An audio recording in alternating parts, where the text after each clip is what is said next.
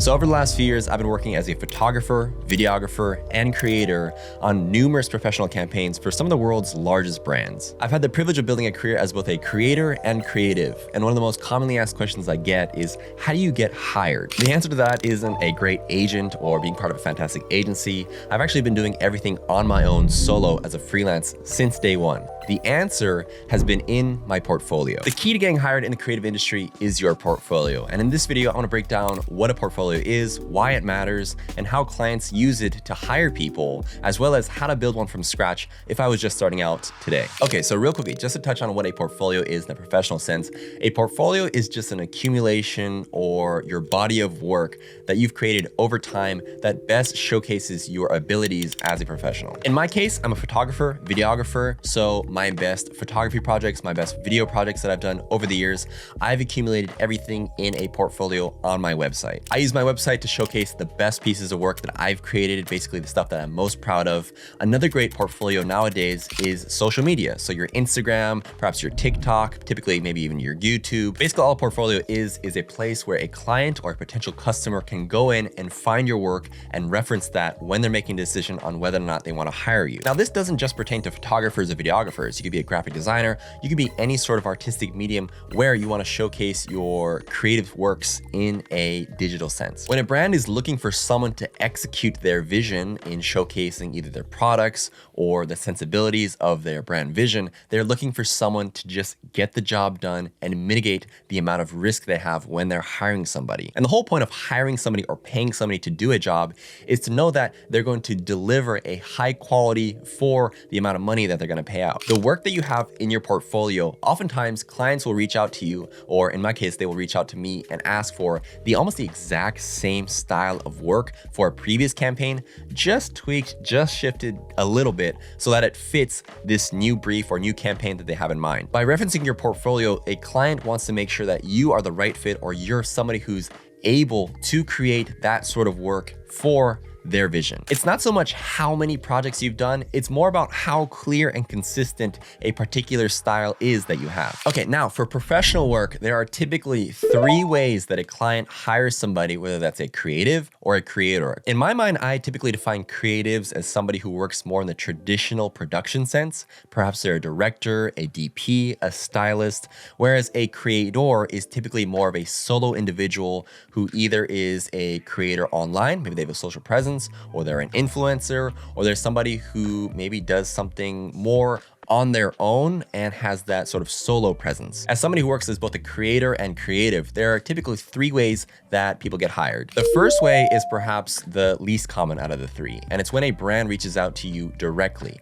And that could be through like an Instagram DM or an email. This is typically somebody internally at a company, works in the marketing team, or perhaps is in the creative team, and they love something that you've posted or they've seen your portfolio and they love a specific piece of work and they think you would be perfect for an upcoming campaign. This is a direct result of having a strong portfolio or a piece of your portfolio that really stood out to a particular brand. Perhaps you shot some mock sneaker photos and a brand, let's say like Converse, saw those photos and were like, that's perfect for our upcoming campaign. Let's reach out to that photographer and let's hire them to do the same thing for our shoe. The second way you can get reached out to is by an agency pitching your profile to a brand or for a brand campaign. Other times companies just outsource their marketing and their campaigns for creative work to agencies or third-party companies. These agencies are actively looking for individuals and creators and creatives to execute their brand campaigns, things that they're trying to accomplish. And whether you're like a DP or a director or a creator, oftentimes your profile or your body of work will be pitched to a company based on your past work or your portfolio. So oftentimes, if you think about a company like Nike, you're not oftentimes talking or getting reached out to directly from like at Nike or somebody at Nike.com. Oftentimes it's through a third-party agency or third-party company in between the brand and yourself, facilitating any sort of creative work. And the third method of getting hired, and one of the most common and important ways, is through a referral or somebody that you worked with in the past recommending you to somebody who works on a company or works at an agency. There's been so many instances where I've worked with somebody on set, or I've worked with somebody on a campaign. Maybe they were the gaffer, or maybe they were working as a production assistant, or they were the producer. And we've done a project where they were really happy with the results. The final output was amazing. And they've reached out to maybe 6 months, maybe a year later, they reach out to me again on a completely separate campaign, or maybe even just referred me to one of their friends who was working as a producer for another company. And this chain, this web of connections oftentimes leads to referrals becoming work. Now, all three of these styles of hire, what do they have in common? The commonality is that they have proof that you've done the job before. That proof comes in the form of a portfolio or a body of work that showcases your ability to execute a particular style or a particular medium that a company or brand is looking for. It allows them to imagine you in that role or in that world because you've already done it before. And that's all a portfolio really is. Now, if I wanted to build a portfolio today from scratch, or if I already had a portfolio, but for whatever reason, I wasn't getting hired by the types of companies or types of agencies that I'm most aspiring to work with, here's exactly what I'd do. Okay, first you have to figure out the type of work or the niche that you're most interested in. When you look at a portfolio, you don't want to be seeing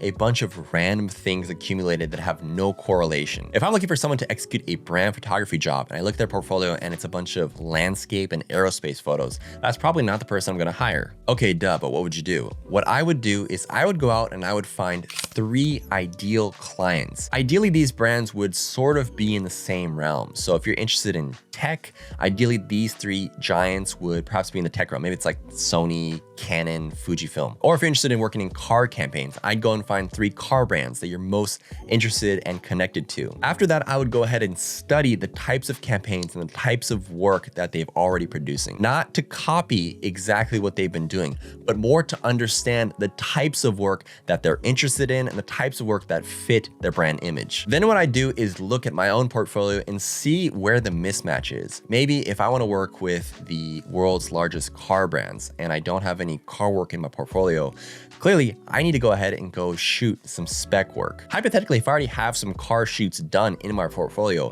what I would then go ahead and do is look at those particular shoots and see where exactly are my shoots or my work, where are they lacking in terms of perhaps detail, the types of shots, the overall vibe, compared to what I'm aspiring to work with. It's key to be pretty analytical at this stage, and you could even ask a friend or a buddy to look at your portfolio in like an unbiased way, and then compare it to whatever you want to aspire to, just to get some proper feedback on areas that you're lacking in and areas that you could improve on. The next thing I would do is I would go ahead and build out 3 mock or 3 kind of calibrated intentional shoots that'll help aspire and build your portfolio closer to what you're working towards. Now, when people say spec shoots, you don't necessarily just need to go out and just borrow a car and shoot a fake ad. There are a lot of different ways you can do spec shoots. Let's just say you're trying to build out your automobile portfolio.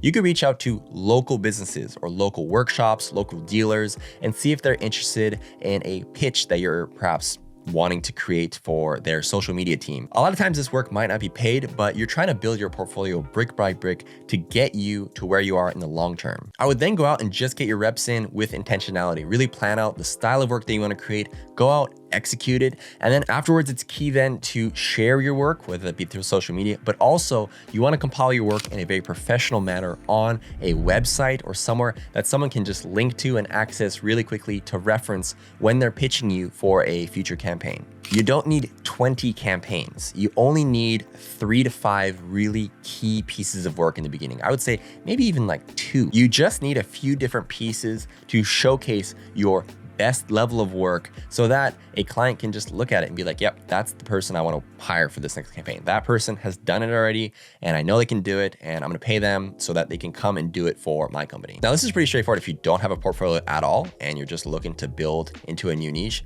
But if you already have a portfolio and you feel like you're not getting hired or you're not getting the opportunities that other people are getting, you might need to sit back and really dive into your own portfolio and see why it is that perhaps a brand isn't interested in your work. Instead of asking yourself, why am I not getting work? Ask yourself, what sort of work am I showing people right now? If your last 5 posts or projects are fashion, but you want to get into travel, or your last 10 projects have been in tech, but you want to get into automotive, there is clearly a mismatch. You don't need to shoot a lot more. You just need to shoot a little bit more intentionally. And one thing you can do perhaps once a month or even more regularly than that, if you have time, is to create pockets of space and time, both mentally and physically, to go out and be intentional with the types of shoots that you want want to focus on and create these either spec pieces or create these smaller local pieces that'll help build your portfolio in an intentional way, intentional manner that'll help you get closer to the ideal that you're striving for. If you're in the early phase or you're trying to pivot, think about a portfolio in the sense of how it's going to lead someone to hire you for work, how the different facets of previous work showcase your best abilities, and how someone can envision you as the person that executes their vision for their brand and for their company. That's all a portfolio is. It's just proof. If you have any questions on any topics I covered today, feel free to leave in the comments below. If you have any questions on your portfolio or just creative work in general, again, let me know, let the community know. If you're interested in supporting this channel, check out my color grading, my LUT pack, my sound effects, transitions. It'll all be linked down below in my store. And thanks again for watching to the very end. I appreciate you. See you guys in the next one.